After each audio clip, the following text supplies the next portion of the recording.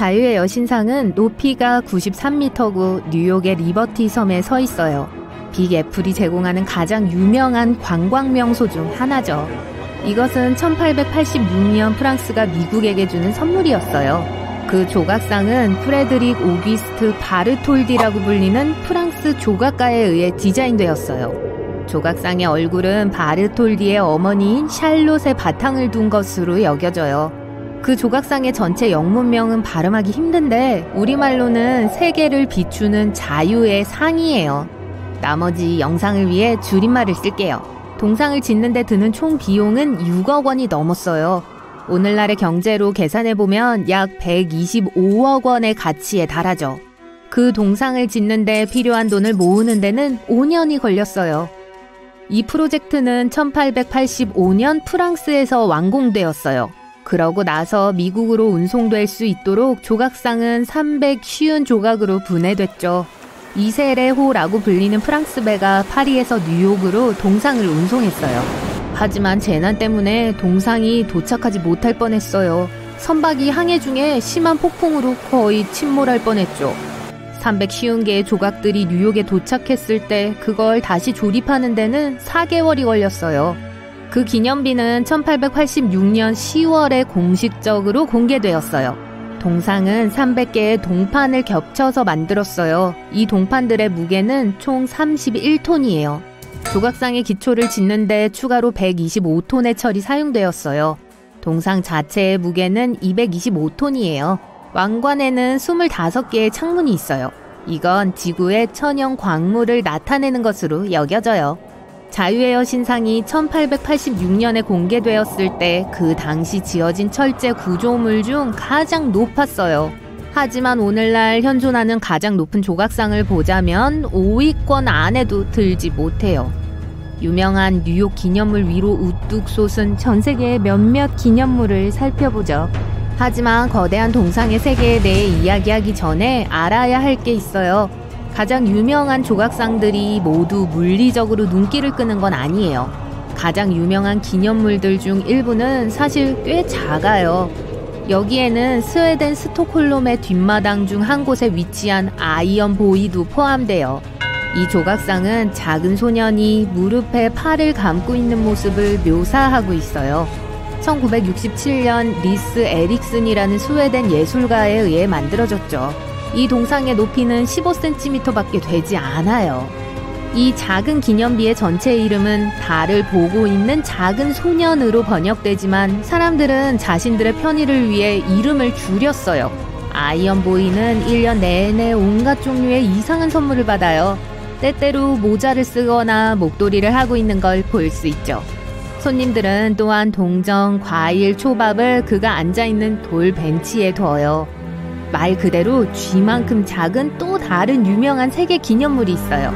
사실 쥐 2마리예요. 이 기념비는 필포트 레인의 쥐라고 불리며 런던에서 찾을 수 있어요. 2마리의 쥐가 치즈 한 조각을 놓고 싸우는 걸 묘사하고 있죠. 이 동상은 1862년에 만들어졌어요. 전해지는 바로는 한때 2명의 건설 노동자가 말다툼을 벌였다고 해요. 한 명이 다른 한 명의 점심을 훔쳤다고 비난받았던 거죠. 이 작은 기념비는 이 사건을 기념하기 위해 남겨졌다고 해요. 세계에서 가장 높은 기념물들 중 5위부터 시작해볼까요? 믿음의 조각상이에요. 인도의 나트와라에서 볼 수 있어요. 106m의 인상적인 높이로 서 있죠. 이 조각상은 힌두교의 중요한 상징인 시바를 묘사하고 있어요. 이 거대한 조각상의 건축에 약 2200톤의 강철이 사용됐어요. 28평방미터의 정원이 동상을 둘러싸고 있죠. 750명 이상의 노동자들이 이 기념비 건설에 참여했어요.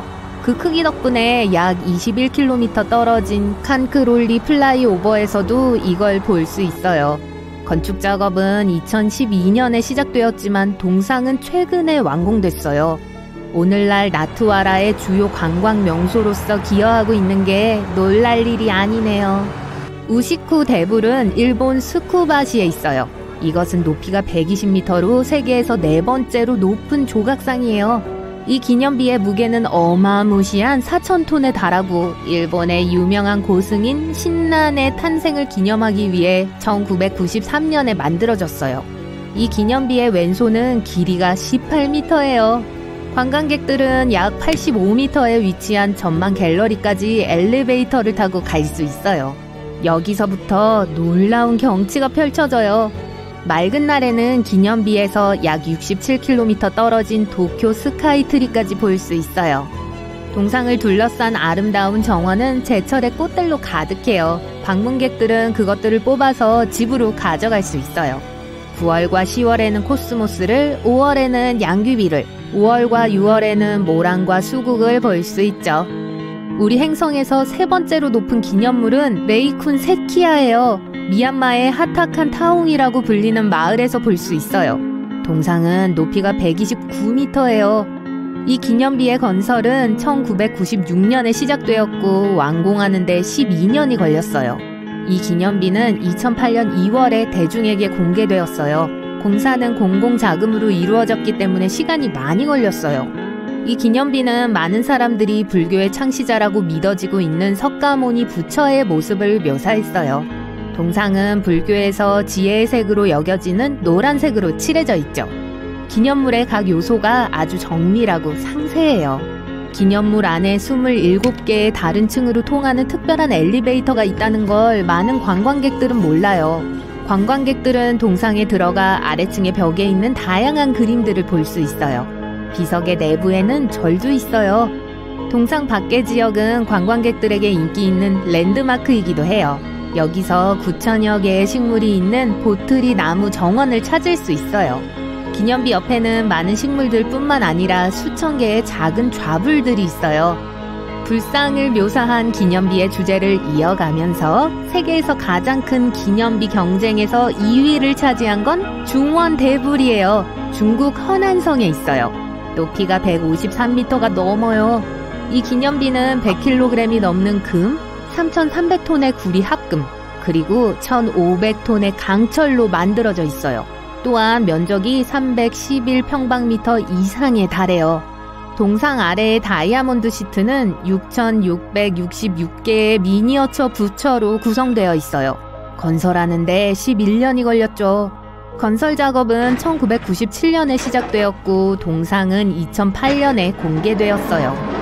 중원 대불 프로젝트 전체에는 대략 627억 원이 소요됐는데 그중 225억 원이 기념비의 재료와 건설에 직접 사용되었어요. 오래 기다리셨습니다. 이제 세계에서 가장 높은 동상의 정체를 알아내야 할 때예요. 통일의 조각상은 인도의 구자라트 주에 있어요. 높이는 기록적인 바로 183m를 조금 못 미치는 높이예요. 기다릴 만한 가치가 있지 않나요? 이는 인도의 철인인 사다르 발라바이 파테를 기리는 동상이에요.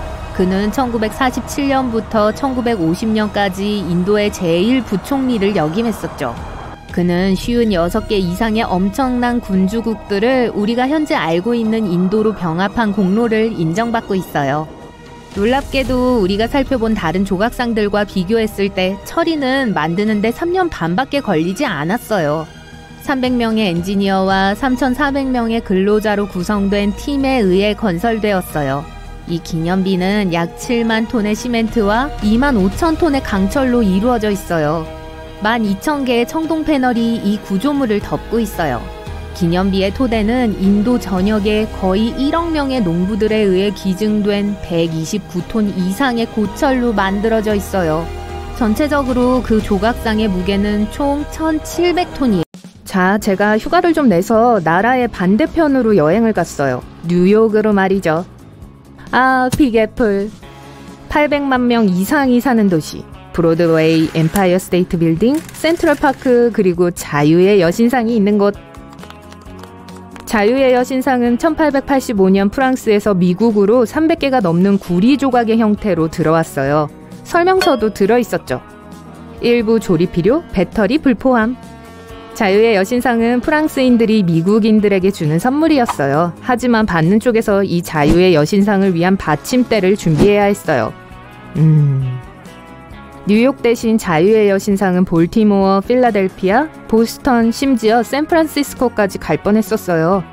이 모든 도시들은 여신상을 얻을 수 있다면 기꺼이 건축비를 지불하려고 했죠. 하지만 뉴욕도 그걸 원했죠.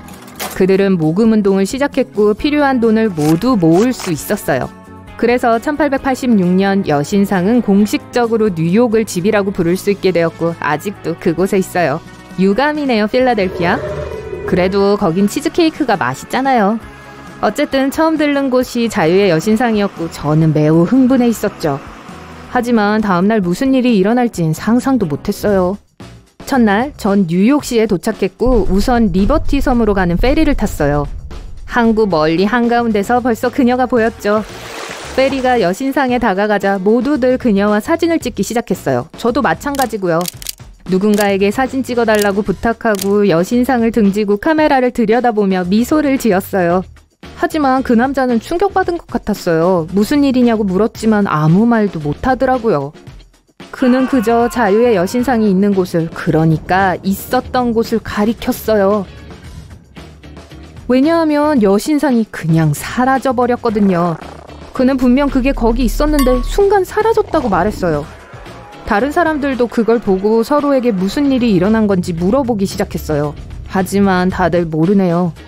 그래도 우린 선착장에 도착해 페리에서 내렸어요. 전 그게 무슨 속임수인 줄 알았는데 아니었나 봐요. 자유의 여신상이 정말 사라졌고 받침대는 완전 비어 있었어요.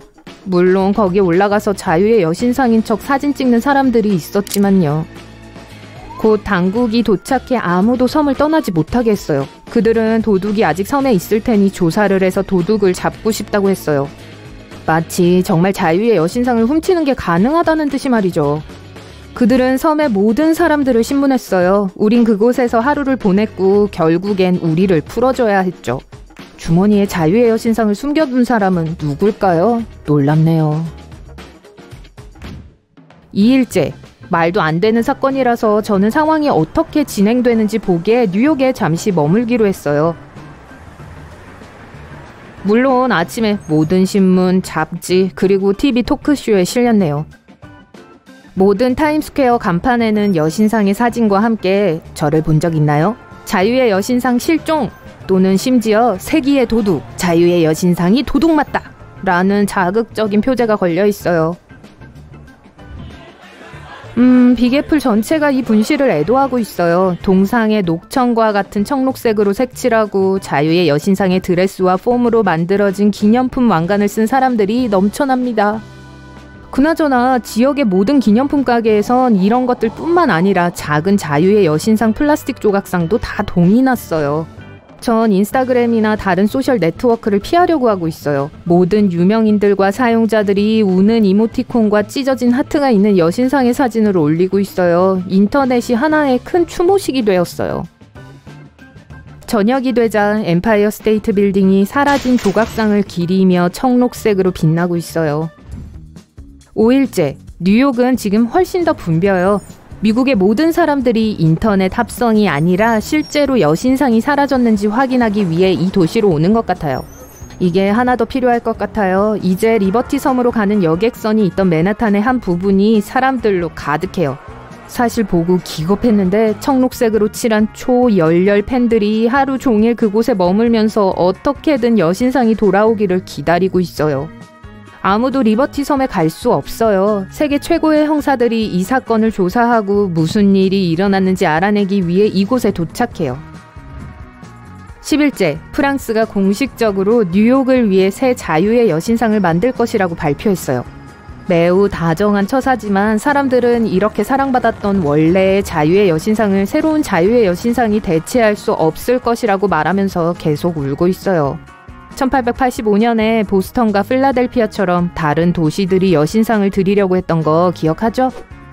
이제 사람들은 높이 46m, 무게 20만 4천 킬로그램의 동상을 잃은 것에 대해 뉴욕을 비난하고 있어요. 보스턴이나 필라델피아에 세워졌더라면 그런 일은 없었을 거라고 주장하면서요. 진짜 말도 안 되는 소리네요. 그리고 세계에 자유의 여신상이 더 많이 있다는 걸 알고 있나요?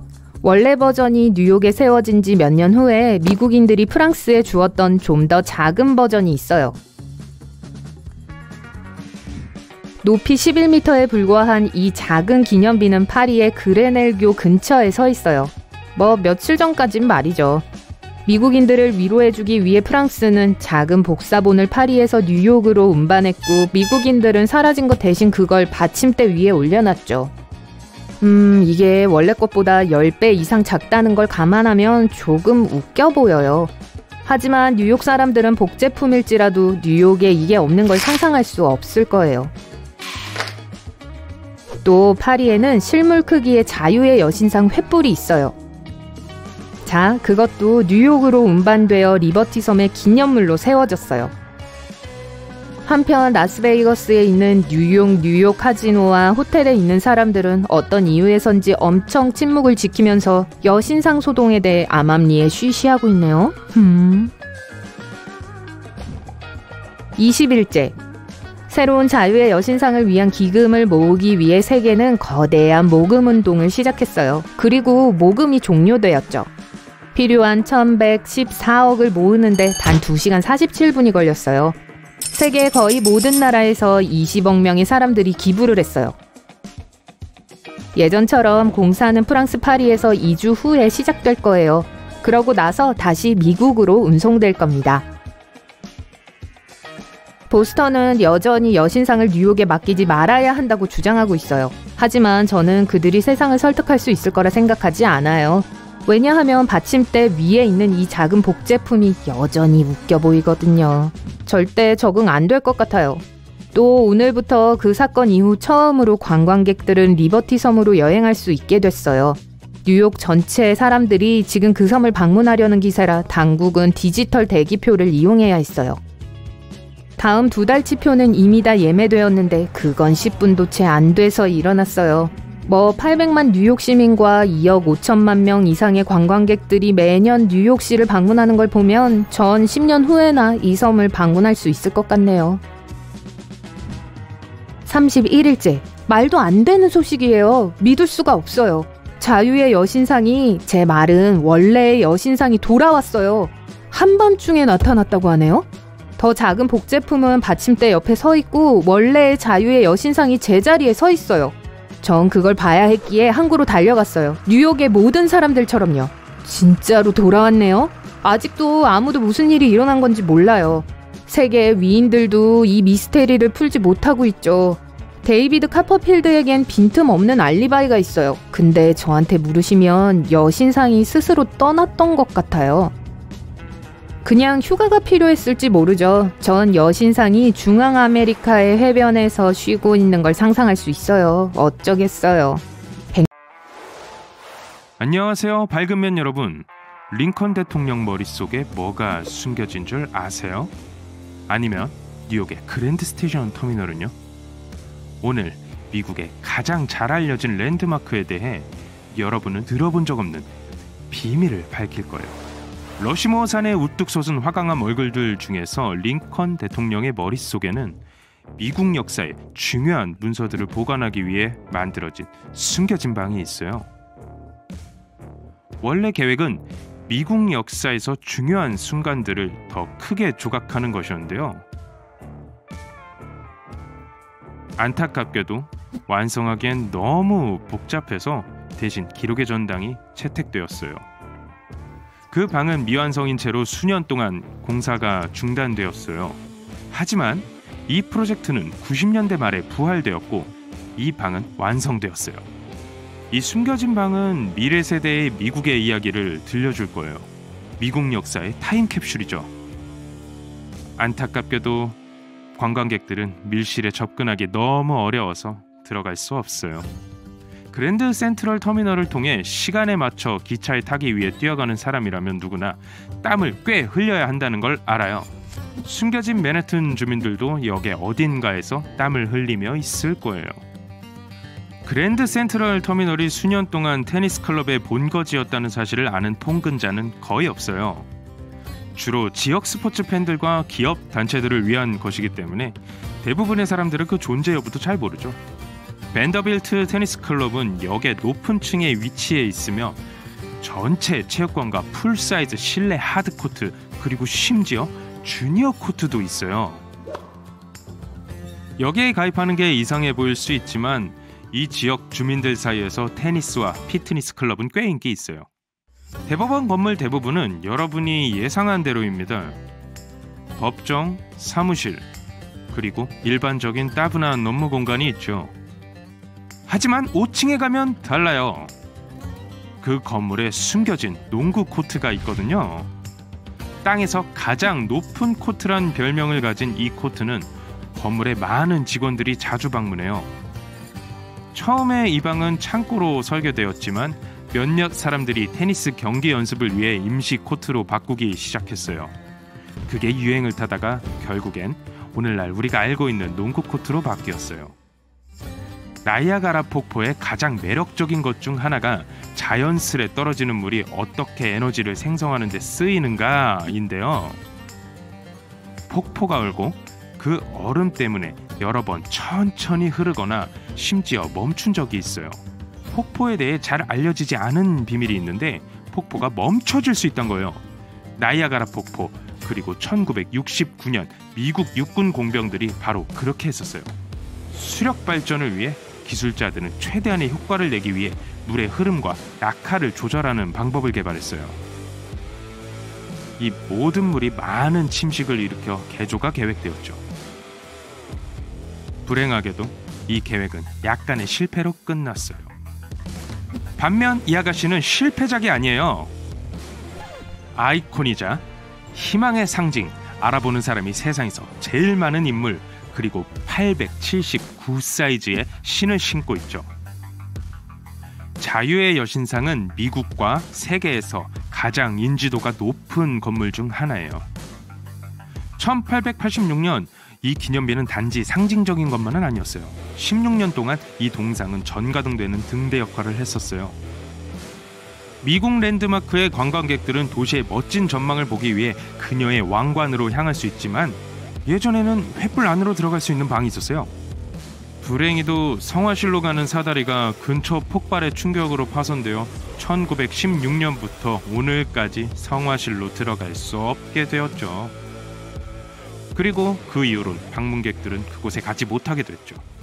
브루클린 다리의 건설이 처음 시작됐을 때 기술자들은 두 가지 중요한 문제에 직면했어요.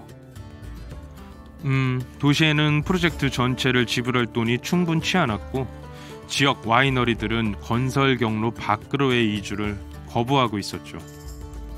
기술자들은 이 두 가지 문제에 대해 좋은 해결책을 찾아냈어요. 와인 창고를 지어 여분의 창고를 필요로 하는 지역 업체에게 임대해서 다리 자금을 대는 걸 도왔죠. 이건 사실 다리의 자금을 마련하기 위한 꽤 천재적인 접근법이었어요. 오늘날 뉴욕시가 지하 저장실의 소유권을 가져갔고 동굴의 본래 기능을 없애버렸어요. 지금은 주로 사용되지 않고 유지 보수 장비로 가득 차 있죠. 디즈니랜드는 빠르게 미국에서 가장 유명한 랜드마크 중 하나가 되었어요. 열혈 팬들은 자신들이 이 공원의 모든 비밀을 알고 있다고 생각할 수도 있지만 어떤 것들은 정기적으로 공원을 방문하는 사람들을 놀라게 할 수 있어요. 디즈니랜드의 뉴올리언스 광장에 있는 표시 없는 문 뒤에 숨겨진 클럽 33이라고 불리는 고급스럽고 비싼 레스토랑을 발견할 수 있어요. 다음 휴가 때 여기서 식사하는 게 할 일 목록에 있다면 지금 바로 돈을 모으는 게 좋을 거예요. 가입하는데 약 3천만 원으로 조금 비싼 데다가 연회비가 1,500만 원이에요. 만약 클럽 33에 가입 못한 걸 잘못했다는 생각이 든다면 이게 여러분들을 기운나게 할 거예요. 대기자 명단은 14년까지 걸릴 수 있고 심지어 월트 디즈니 본인도 그곳에 못 가봤어요. 금문교는 한때 세계에서 가장 긴 현수교였어요. 이 눈길을 끄는 2.7km 길이의 공학의 위협은 1937년에 완성되었어요. 많은 사람들이 다리에 페인트 칠을 계속하고 있다는 건 알지만 빨간색으로 보이는 그 페인트 색이 사실 인터내셔널 오렌지라고 불리는 걸 알고 있나요? 흥미롭게도 이 색은 그냥 프라이머에 불과했는데 짙은 안개 속에서도 꽤나 잘 보이는 걸로 드러났죠. 다리의 원래 색은 지나가는 배들의 시야를 극대화하기 위해 검은색의 노란 줄무늬가 제한되었었죠. 제 생각엔 최악의 조합인 것 같은데요. 링컨 기념관을 방문한 대부분의 사람들은 반사의 연못 크기와 경관에 경외심을 느껴요. 어떤 사람들은 벽에 새겨진 유명한 오타를 찾는데 모든 에너지를 소비하기도 하죠. 영어로 미래에 대한 큰 희망이라는 줄의 조각가가 퓨처의 철자를 지는 F가 아닌 E로 잘못 새겼어요. 네, 다시 채워버렸지만 오타는 그대로 보여요. 세인트루이스시를 보기 위해 게이트웨이 아치를 방문하는 건 과거를 돌아보는 것과 같아요. 대부분의 방문객들은 이 아치가 그 건축을 다시 볼 수 있는 기회를 제공하고 있다는 걸 모르고 있어요. 지진과 강풍을 견디도록 만들어진 이 아치는 강한 바람에도 0.5m 정도 움직이고 구부러질 수 있어요. 아치는 192m 높이로 미국에서 가장 높은 국가기념물이에요. 사실 폭도 192m라는 걸 아는 사람은 거의 없죠. 엄청나죠. 이 굉장한 건축물의 가장 특이한 점은 건물 자체의 이야기뿐 아니라 60만 명이 넘는 세인트루이스 사람들의 이야기가 담겨 있다는 거예요. 디럭스 월도프 아스토리아 호텔 아래에는 그랜드 센트럴 터미널의 일부인 트랙 61이라고 불리는 외딴 승강장이 숨겨져 있어요. 프랭클린 디 루즈벨트 대통령을 위해 고안된 걸로 믿어지고 있는 철도 차량은 제거되기 전까지 수십 년 동안 역에 남아 있었어요. 이 전용 열차는 대중의 눈을 피해 대통령이 왔다 갔다 할 수 있게 지하역까지 정차할 수 있었죠. 안타깝게도 이 열차는 단지 건설 자재 일부를 운송하기 위한 것이었다는 것이 밝혀졌어요. 대통령을 수송하는 것만큼 멋지진 않네요.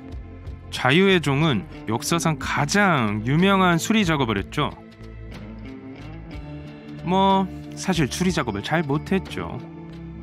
종은 처음 받았을 때 테스트되어 쪼개지고 수리되었어요.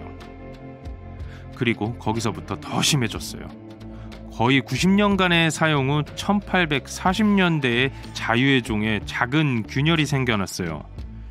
1846년 필라델피아시가 그 종을 수리하려 했을 때 금속공들이 사실 그 균열을 더 커지게 만들었어요. 종의 기존에 있던 파열된 부분을 복구하려는 시도가 있었지만 복구할 수 없을 정도로 균열이 일어났어요. 이 일이 있은 후 종은 영원히 못 쓰게 되었어요. 오늘날 우리가 보고 있는 종은 사실 복제품이에요. 오늘날 살아있는 사람 중 진짜 원래의 종소리를 들어본 사람은 없어요.